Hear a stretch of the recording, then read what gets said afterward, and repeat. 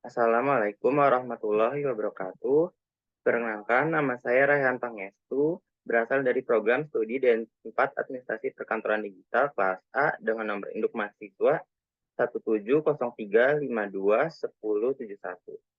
Di sini saya akan menjelaskan presentasi tentang cetak dan elektronik pesan. Yang pertama adalah kelebihan dan kekurangan dari pesan tertulis. Saat dihadapkan pada situasi yang membutuhkan komunikasi, keputusan pertama adalah menyampaikan pesan secara tertulis atau lisan. Setiap metode memiliki kelebihan dan kekurangannya masing-masing. Keuntungan dari pesan tertulis adalah memberikan catatan permanen yang dapat disimpan dan dirujuk di masa mendatang. Lalu dapat dibaca ulang untuk dipelajari, yang penting jika pesan panjang dan rumit. Lalu dapat direvisi dan diedit untuk memastikan mereka mematuhi prinsip-prinsip bisnis komunikasi. Yang terakhir dapat memiliki nilai hukum. Lalu kerugian dari pesan tertulis adalah bahwa biasanya disampaikan dengan lambat, email dan fax adalah pengecualian yang penting. Lalu dipandang lebih formal sebagian karena bersifat permanen. Jangan memberikan umpan balik yang cepat atau menyeluruh karena hanya ada sedikit isyarat nonverbal dan karena pengiriman dan penerima berada di lokasi yang berbeda. Yang terakhir membutuhkan penyimpanan yang dapat memakan waktu dan mahal. Sebaliknya, pesan lisan dapat dikirim dengan cepat, dianggap memiliki nada yang lebih pribadi, dan memungkinkan umpan balik segera.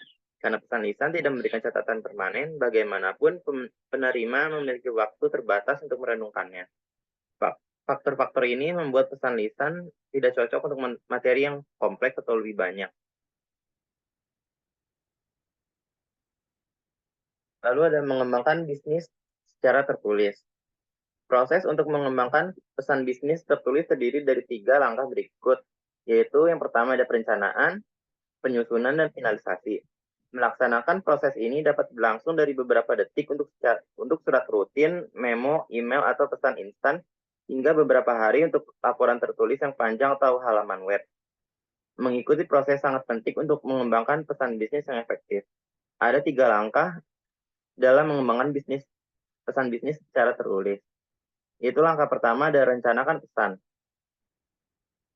yaitu dengan menganalisis situasi komunikasi, lalu membangun tujuan utama dan sekunder, serta menganalisis penerima, pilih jenis pesan, dan pilih rencana organisasi. Lalu yang kedua ada langkah buat konsep pesan. Dengan menggunakan catatan atau rekaman Anda dari proses pembuatan kerangka, buat draft pesannya. Terapkan prinsip-prinsip komunikasi bisnis, gunakan sudut pandang dan fokus pada konten. Pada tahap ini, mendapatkan sesuatu secara tertulis lebih penting daripada menghasilkan salinan yang sempurna. Lalu ada langkah ketiga, itu selesaikan pesan. Finalisasi pesan melibatkan proofreading dokumen untuk menentukan mana yang perlu direvisi atau diedit. Merevisi dan mengedit adalah proses yang serupa dengan tujuan yang berbeda. Merevisi berfokus pada konten, pengeditan berfokus pada mekanika.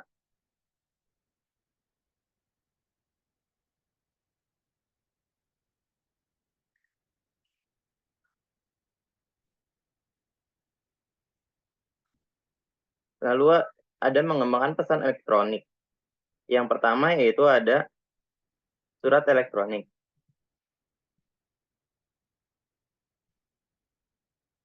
Surat elektronik atau email adalah sistem internal memungkinkan pengguna untuk berkomunikasi hanya dalam sebuah organisasi. Sistem eksternal memungkinkan pengguna untuk berkomunikasi dengan orang lain dalam organisasi yang sama atau dengan menggunakan internet untuk menyalurkan pesan ke pengguna di luar organisasi. Email menyerupai memo, penulis memasukkan nama penerima dan subjeknya. Salam penutup dan tantangan tidak diperlukan, tetapi banyak pengguna menyertakan untuk membuat pesan tampak lebih pribadi. Perangkat lunak secara otomatis memasukkan nama atau alamat email pengirim dan mencatat tanggal dan waktu pesan. Lalu yang kedua ada pesan singkat.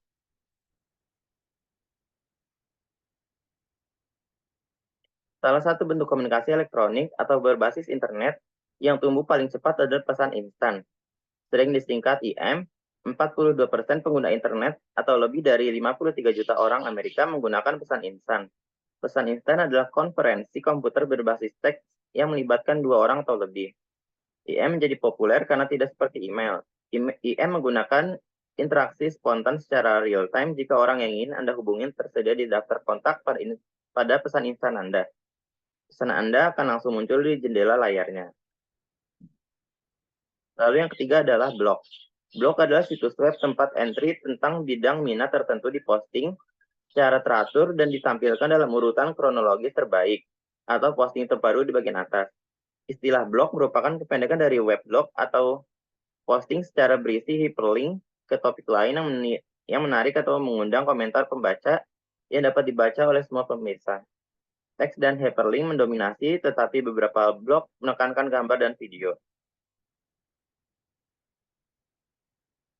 Yang terakhir ada halaman dan situs web. Situs web berisi sekelompok halaman web terkait. Layar pembuka atau beranda. Situs web bertindak sebagai daftar isi. Dari layar ini pengguna menautkan ke halaman atau situs lain dengan mengklik icon atau frasa yang dirancang untuk tujuan itu. Kenyamanan dan kecepatan hasil proses ini langsung dari cara mengatur beranda.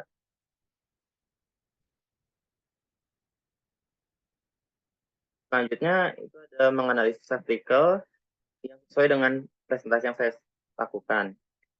Berdasarkan artikel yang saya baca, dapat ditarik kesimpulan yaitu komunikasi merupakan hal yang tidak terlepas dari kehidupan kita sehari-hari, baik dalam komunikasi langsung maupun tidak langsung. Komunikasi langsung yang biasa kita lakukan dalam kehidupan sehari-hari seperti berbicara antar anggota keluarga, teman-teman pergaulan, dan lain-lain.